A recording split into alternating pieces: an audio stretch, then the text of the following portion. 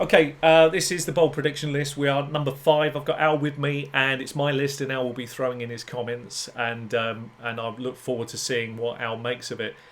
For me, what I'm about to talk about is a player that I personally think has got the most amazing upside for this season, and every day that passes, this bold prediction looks less and less bold actually, and it's going to look more and less bold the longer it goes along. And I'm just glad to get it out now because this is David Montgomery, and David Montgomery has fallen to the perfect situation. There are only a few players that landed correctly in the draft, and we could go back over the draft with hindsight. We probably have to in the end.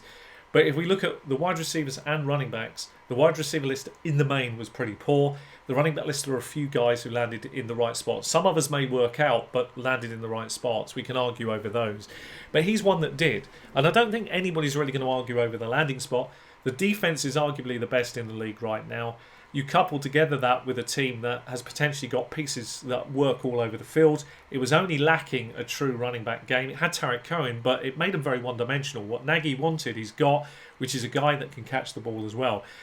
Potentially, this guy can finish inside the top 7 for RBs this year, which is no huge, not beyond a stretch of an imagination, which makes him incredibly cheap value at his ADP. At the moment, in some small leagues, he's going round 4.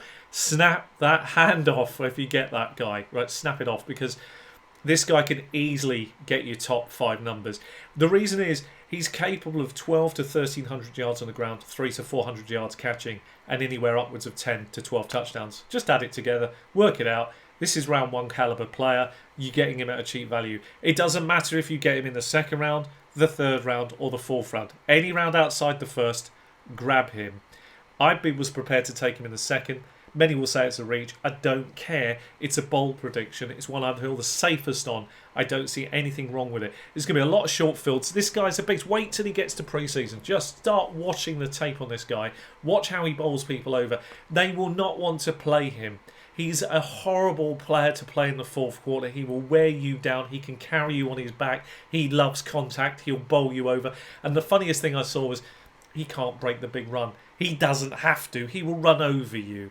You will not want to stop this guy. So he is very capable of going a long distance, and it's horrific watching him play. And he's got the nicest and sweetest hands of a lot of these running backs. For a big man, he just catches effortlessly, like he's got mittens on. And when you watch him run with that power and aggressiveness, and the fact that he likes to take these corners, the one thing corners and safeties hate is they like to give out the damage. The one thing they hate is a player that likes to give it back, and this guy likes to aim for them, and he takes them on. And I think this makes him exceptionally dangerous. I look forward to seeing a pre-season games elevate his price through the roof. So get on the bandwagon before it quickly runs to the very top of the charts, because this is the year to capitalise on this rookie. He is the pick of the rookies because the situation is by far the best to start. So that's how I feel about him. Yeah, his ADP is actually 52, so we go Take round it. 5. Yeah, if you can get him in start around 5, then take it all day long. I mean, in the big leagues, I took him the 2nd, but ours is a different league. A lot of the running backs, 20 running backs went off the ball by. 21 running backs went off the ball by round 1. Those numbers are really bold, to be honest. Yeah. But you've got an earring knack of being correct on these things. So we'll see how it plays out, but I'm very confident on him. It's the one player I love. It's one player I feel safest on. It's the easiest pick for me. I don't even worry if I pick him. I just know what I'm going to get, and I'm just going to look back about Mike Davis. No, not in the slightest. Not when you've got a guy like this. He's a different beast. He's a change of pace guy occasionally when you need a relief, but this guy don't like coming off the field. He just likes to keep running, and that's what you want in your redraft. Somebody who's going to keep fighting for you, and he will do that. So David Montgomery in the 5th, he's a must-have according to Sean. What do you think? Let us know in the comments. Leave a like. It's becoming a bit of a fantasy darling, and there's no reason not to like him. But tell us what you think, as Al says. And thank you very much for watching.